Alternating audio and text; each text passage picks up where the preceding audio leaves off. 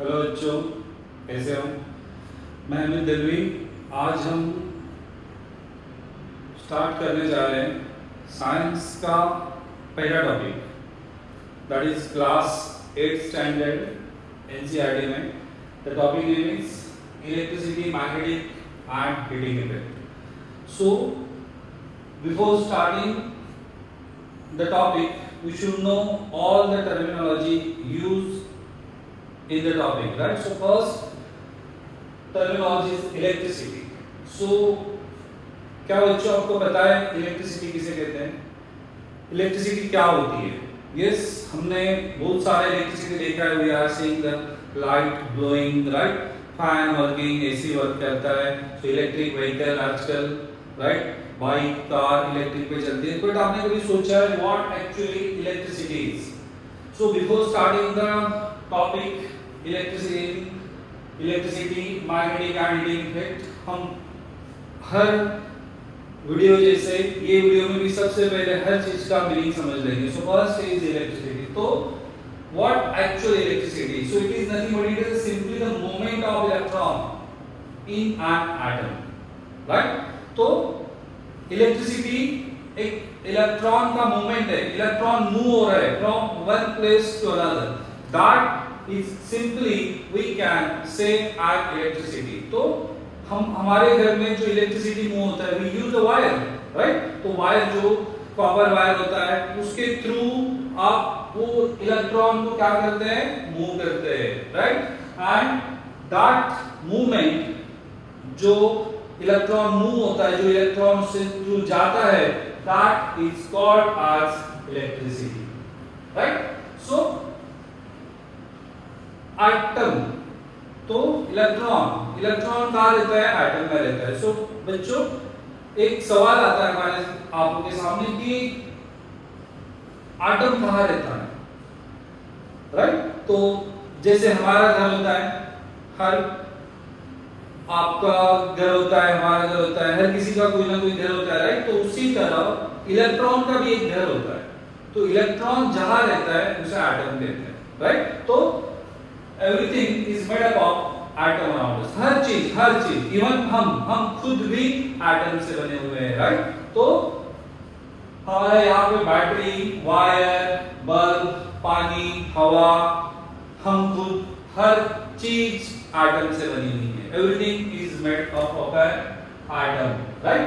तो नेक्स्ट हमारा सवाल है what is an atom, right? तो हमारा पहला क्वेश्चन हुआ कि व्हाट इज इलेक्ट्रिसिटी।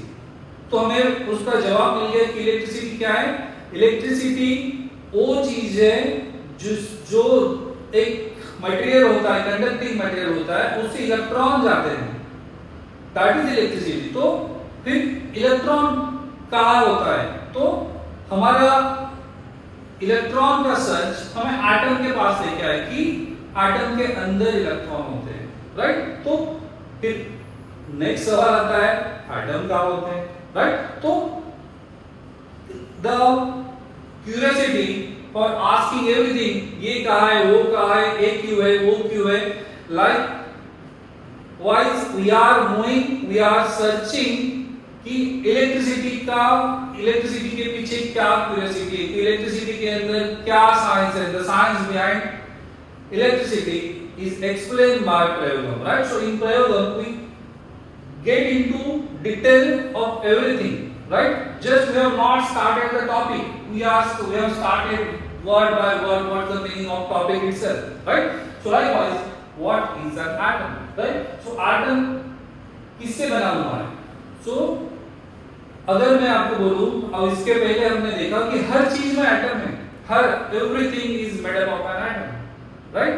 So ये चीज हम जब ढूंढने जाते हैं कि अभी एटम किससे बना हुआ है, तो हमें पता चलता है कि एटम 3 सब एटॉमिक पार्टिकल से, बेसिक 3 सब एटॉमिक पार्टिकल से बना हुआ है। एक इलेक्ट्रॉन जो नेगेटिव चार्ज होता है, यही वो इलेक्ट्रॉन है जो इलेक्ट्रिक करंट कैरी करता है, ये इलेक्ट्रिक करंट को मूव करता है वायर के अंदर, राइट? और इलेक्ट्रॉन का चार्ज नेगेटिव होता है एंड प्रोटॉन का चार्ज पॉजिटिव होता है, एंड देन न्यूट्रॉन का कोई चार्ज नहीं होता है, it is a neutral. So an atom is made up of 3 sub atomic particle, that is electron, proton and neutron. Electron negative charge, proton positive charge and neutron no charge. तो बच्चों clear कि atom किससे बना होता है? Atom in तीनों से मिलके, इन 3 सब एटॉमिक पार्टिकल से मिलके हमारा एटम बनता है। तो अभी उस तीनों को मिलके जो एटम बन चुका है, लेकिन फिर भी उसके अंदर कहां पे है, राइट? अगर जैसे हम खुद का एड्रेस देते हैं कि just let's take the example कि मैं मुंबई में हूं, तो क्या मेरे नाम पे अगर कोई लेटर आता है तो सिर्फ अमित मुंबई करके आ जाएगा? No, right? तो मैं मुंबई में कहां रहता हूं? सो लाइकवाइज एटम के अंदर इलेक्ट्रॉन होते हैं, so there are electron in an atom, but kaha, where it is, right? So we have seen कि atom is having proton, neutron and electron, right? तो atom दो पार्ट में होता है। Central part of N atom is called nucleus. Nucleus के अंदर proton और neutron होता है। कौन होता है बच्चों?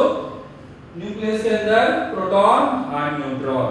And where is the electron? Electron घूम रहा है, घूम रहा है, घूम रहा है, घूम रहा है। कहां घूम रहा है?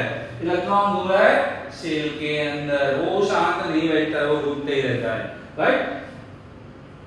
तो this is the place where electron lives in an atom. तो एटम के अंदर शेल में इलेक्ट्रॉन रहते हैं और प्रोटॉन और न्यूट्रॉन कहां रहते हैं एटम के अंदर? न्यूक्लियस। तो बच्चों क्लियर? तो आज अभी हमें ये पता चला कि इलेक्ट्रॉन एटम के अंदर होते हैं, तो अब वो कहां पे होते हैं? तो वो होते हैं शेल में। Electron keep on moving around the nucleus. तो ऐसे पूरे इलेक्ट्रॉन ऐसे मूव होते रहते हैं। दे आर नॉट स्टेशनरी, एक जगह पे वो बैठे नहीं है। सिर्फ ये दोनों एक जगह पे, प्रोटॉन और न्यूट्रॉन, इलेक्ट्रॉन घूम रहे जोरों से, राइट? सो नेक्स्ट इज, आज our topic says कि electricity. So what is electric current? हम बहुत बार बोलते हैं कि नहीं इलेक्ट्रिसिटी है, इलेक्ट्रिक करंट है, उसको हाथ में लगाओ तो करंट लग जाएगा, इसको हाथ में लगाओ करंट लग जाएगा, राइट? हमें बहुत बार पेरेंट्स बोलते हैं क्योंकि वो हमारे लिए सेफ्टी के लिए बात करते हैं, right? So when many electrons move together, क्या होता है? बहुत सारे इलेक्ट्रॉन जब मूव करना शुरू कर देते हैं, right, together in the same direction, मतलब एक से एक डायरेक्शन में सबके सब इलेक्ट्रॉन साथ में मूवमेंट करते हैं through conductor. Through conductor, conductor मतलब वायर। जो भी आपका इलेक्ट्रिक वायर है, this is your electric wire. तो यहां से सभी के सभी इलेक्ट्रॉन एक साथ मूव करेंगे, right?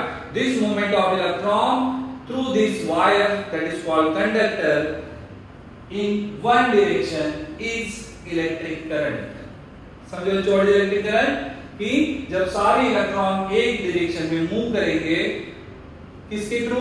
Through electric conducting material, that is called as a conductor.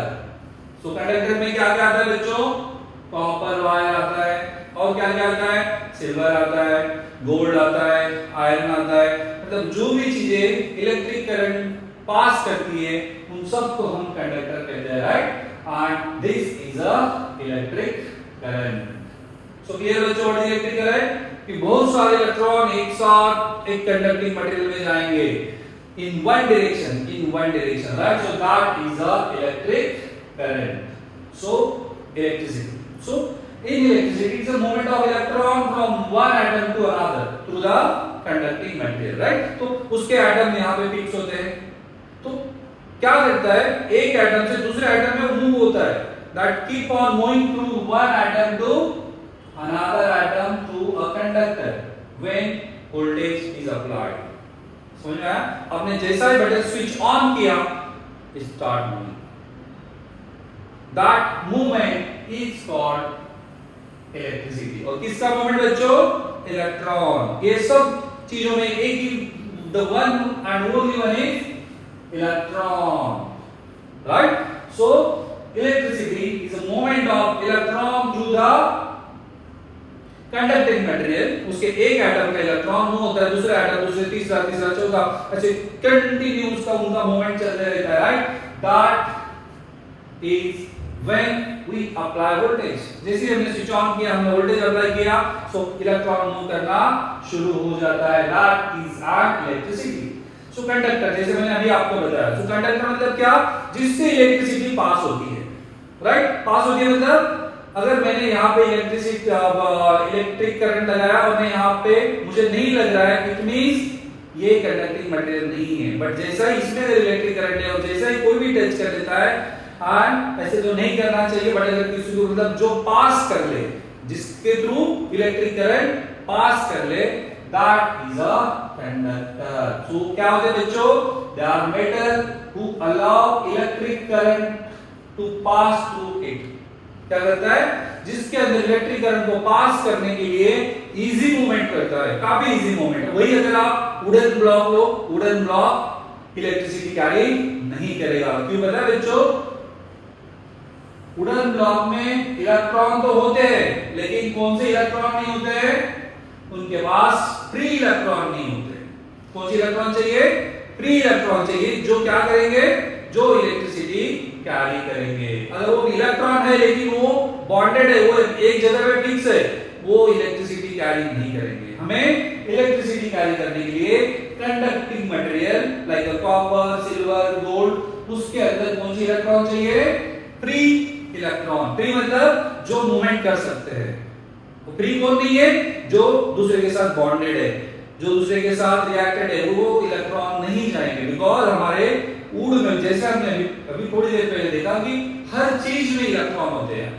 Would में इलेक्ट्रॉन होते हैं, प्लास्टिक में इलेक्ट्रॉन्स होते हैं, हर हर हर चीज में इलेक्ट्रॉन होता है, बट वो फ्री नहीं होता है. तो जो इलेक्ट्रॉन फ्री होता है, वही इलेक्ट्रॉन इलेक्ट्रिसिटी कैरी कर सकता है through conductor and conducting material. तो कंडक्टिंग मटेरियल कौन सा?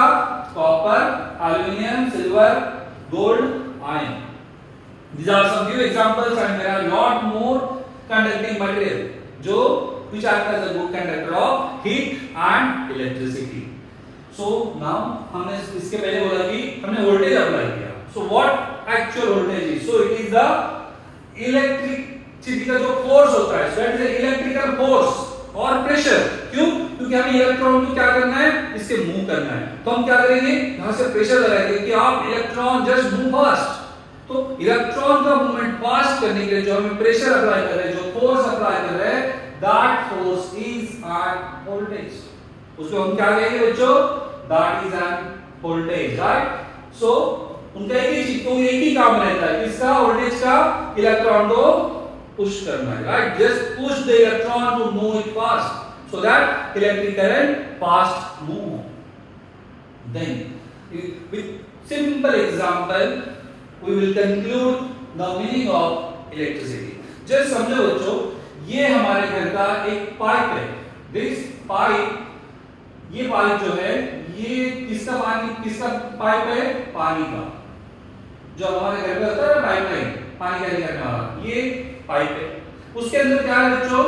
No doubt it is a water inside it, right? तो उसके बाद जो ये पाइप होता है, अगर हम एग्जांपल के तौर पर करें तो pipe is a conductor. Pipe क्या है? कंडक्टर है, जिससे पानी मूव होता है. सो पाइप इज कंडक्टर. और आप ऊपर से मोटर लगाते हो, राइट? क्यों? क्योंकि पानी फास्ट मूव होना चाहिए, या अगर ऊपर अगर टाइप है तो बाय ग्रेविटी वो नीचे आता है. इसलिए जो प्रेशर होता है पानी के ऊपर, किस चीज के लिए? मूव करने के लिए, that pressure is called voltage. समझ में आया बच्चों?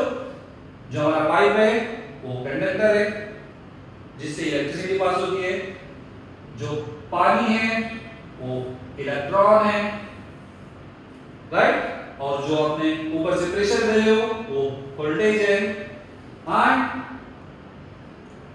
जो पानी बाहर आ रहा है, जो आपने प्रेशर जो प्रेशर लगाया, वो प्रेशर से जो पानी नीचे आ रहा है, that quantity of water flow is called as current. और जो जितना पानी उससे बाहर आएगा after applying this much of pressure, that is voltage, that is called electric current. So बच्चों, कैसे लगा आप जस्ट बताइए कि हम just before starting the electricity प्रयोगम want to explain everything about electricity. So most basic चीजों से लेके मोस्ट कॉम्प्लेक्स चीजों का जो एक्सप्लेनेशन है वो आपको प्रयोगम में मिलेगा। With all the topics we will cover, today we are just the beginning, so that's why we have covered the only just heading, that is electricity. So once this is clear with you, you will get very easy to understand all the topic inside the book, right? So in next video we will talk about the magnetic and heating effect.